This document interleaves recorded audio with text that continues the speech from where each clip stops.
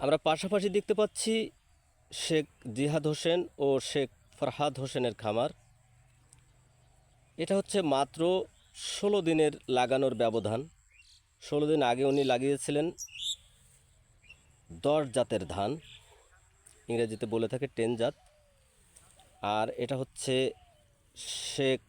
শেখ জিহাদ হোসেনের খামার। উনি মাত্র ১৬ দিন পরে লাগিয়েছিলেন।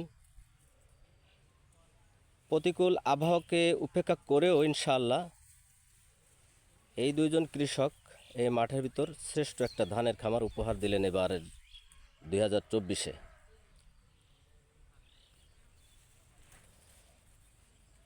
সবাইকে এই